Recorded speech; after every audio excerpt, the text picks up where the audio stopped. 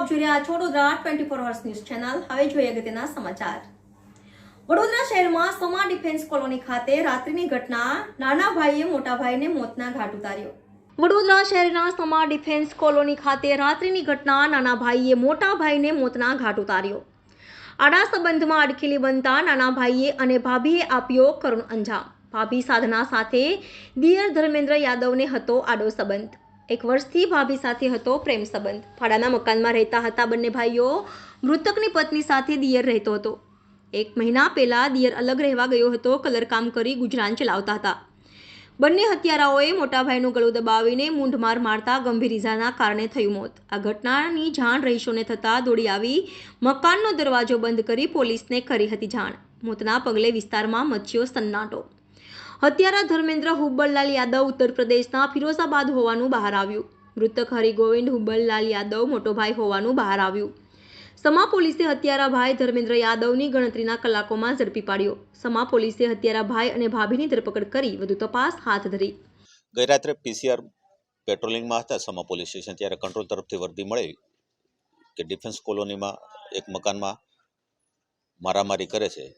Police ત્યાં પહોંચી ત્યારે દરવાજો ખોલાવેલ ત્યારે દિયર ભાભી, જેનું નામ ધર્મેન્દ્ર યાદવ અને મરનાર છે હરિગોવિંદ, એની પત્ની સાધનાઓ બંને ત્યાં હાજર જ હતા।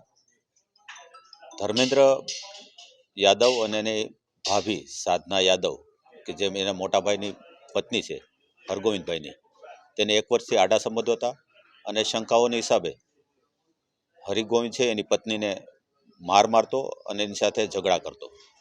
એટલે પ્રેમમાં, આડા સંબંધમાં આડખીલી રૂપ બનતો હોય પોતાનો ભાઈ, એટલે ધર્મેન્દ્રભાઈ અને તેની ભાભી સાધનાએ ગળે ટૂંપો આપી અને ગુપ્ત ભાગે લાતો મારી અને મૃત્યુ નિપજાવેલ છે। છેલ્લા 1 વર્ષથી, છેલ્લા 3 વર્ષથી અહીંયા રહે છે। જે સાધના છે અગાઉ પણ ત્યાં મેરેજ કરેલા હતા ને પછી ત્યાં તેને ન ફાવતા હરિગોવિંદ સાથે લવ મેરેજ કરેલા। છેલ્લા 3 વર્ષથી અહીંયા કલર કામ કરે છે અને બરોડામાં રહે છે। દર વખતે માથાકૂટ થતી અને વાતચીત થતી। આ બાબતે હરિગોવિંદ પોતાના નાનો ભાઈ હતો ધર્મેન્દ્રને રોકટોક કરતો કે ભાઈ તું વધારે વાતો ચીતો કરમાં, એને આડકત રીતે ખ્યાલ આવેલો કે આ વચ્ચે કાંઈ રંધાઈ રહેલું છે। આ બાબતે માથાકૂટ થતી, પેલો મારકૂટ કરતો પોતાની પત્નીને।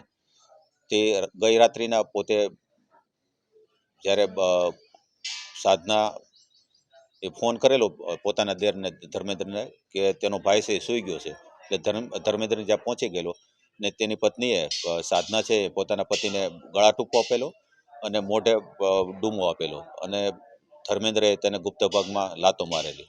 આ રીતે તેનું મોત નિપજાયું છે। યુપીના છે, મૂળ યુપી ઈટા જિલ્લાના છે।